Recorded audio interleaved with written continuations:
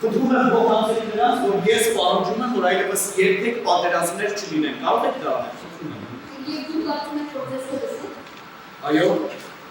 իհարկե կլսեն։ Ֆրանսիայում պրեմիերայից հետո հայաստանյան առաջնախաղերն են։ Երևանից հետո Սպիտակ աղտ ներկայացումը դիտում են Ստեփանավանում։ Կարել Չապեկի համանուն պիեսի մոտիվներով բեմադրության ռեժիսորը ֆրանսաբնակ Արման Սարիբեկյանն է։ Ներկայացման ձևաչափը նորություն է հայ հանդիսատեսի համար։ Սյուժեն զարգանում, միջավայրն ու կերպարները փոխվում են հենց բեմի վրա։ Թատրոնը միշտ պետք է լինի կյանքի հետ, ժամանակի հետ պետք է շարժվի։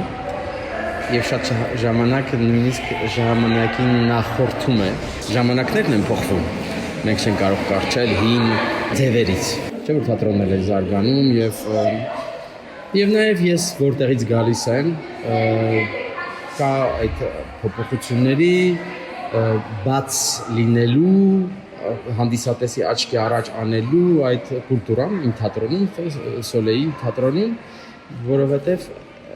ճիշտ ասած հանդիսատեսին միշտ հետաքրքրում է ինչպես է ֆիլմը նկարահանվում, ինչպես է ներկայացումը նկարահանվում եւ դա ձանձրալի չէ։ Չինաստանում սկիզբ առած մահացու հիվանդությունը վարակում է 40 անց մարդկանց։ Բուժման միջոցը գտնում է համեստ մի բժիշկ, որը հայտարարում է փրկության գաղտնիքը կբացահայտի մի պայմանով, եթե աշխարհը հրաժարվի պատերազմներից։ Սպիտակ աղտը բեմադրվել էր Հայաստանում եւ ներառվել ֆրանսիական փառատոնի ծրագրում։ Կրթության, գիտության, մշակույթի եւ սպորտի նախարարության աջակցությամբ այն ներկայացվում է նաեւ հայաստանյան հանդիսատեսին։ Նախագծում ընդգրկված են տարբեր թատրոնների երիտասարդ հայ դերասաններ, որոնց համար սա նոր ու հետաքրքիր փորձառություն է։ Ամենահետաքրքիր, ասած, փորձառությունը որպես դերասան, որ ձեռք եմ բերել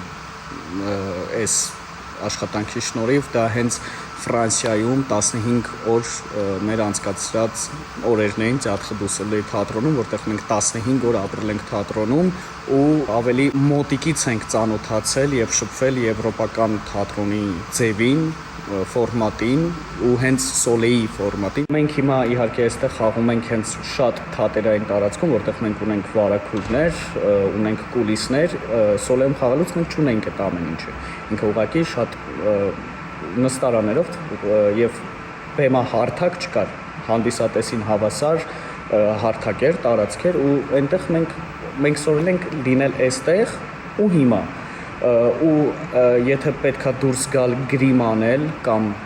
վերափոխել զգեստները, որպեսզի կերպարը փոխվի կամ օրերը անցնում, որ պետքա ցույց տաս, որ օրերը անցել, մենք դա անում ենք տեղում, բեմում։ Դերասանուհի Տաթև Ժաքյանի խոսքով հանդիսատեսը փորձարարական ներկայացում է տեսնելու, որը դուրս է դասական թատրոնի օրենքներից։ 3 կերպար են մարմնավորում, որից 2-ը հենց իսկապես հանդիսատեսի աչքի առաջ է կերպարանափոխվում, մեկը